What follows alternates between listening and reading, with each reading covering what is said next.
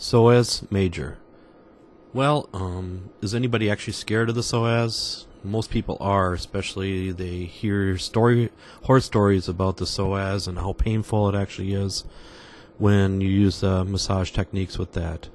It's usually not for the first time client, but if they do have a lot of back problems, you can minorly go into that region, but otherwise try to stay away from it just because it might scare them away from massage in general. Or just take it really slow with them. So even take 5 to 10 times to actually get down to that depth before they can actually handle it then. But respect, if they cannot handle it, make sure you can back off then too. So they're in total control with that then. Some say there's actually a psoas minor too, but the reports I've read is sometimes it's only in half the people, and the only way to really tell if you have a psoas minor is when you're an actual cadaver. So you probably don't want to wait that long to actually find out if you have a psoas minor or not. Psoas actually means loins. So in animal too, it's the filet mignon. So it's a really rich part of the meat, and it's also the loins region. But the psoas, there's a few different trigger points, and the main thing is you want to feel for the rectus abdominis and never push on that region. Make sure you don't push on the colon, of course. And I never go above the navel region either too, so especially on the right side, you don't want to get into the liver region. But sometimes if you cannot feel the psoas when you're actually down to that depth, have them slowly move their leg around. Have them lift it up, flex their knee some.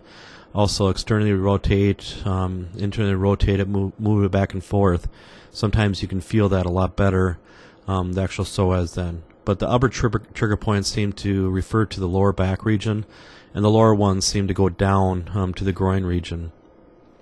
But with the psoas, some people call it the iliopsoas, and with the psoas major and the iliacus together, both those muscles, they consider it the iliopsoas.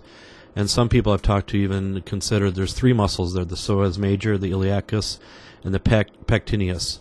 So those 3 muscles some people believe is the iliopsoas group, but most of them will just say the psoas major and the iliacus. So the iliacus, usually want to feel the ASIS, anterior superior iliac spine, and go on the anterior part of the pelvis region. That's where you're going to find trigger points there. And those tend to go down to the groin region for referral.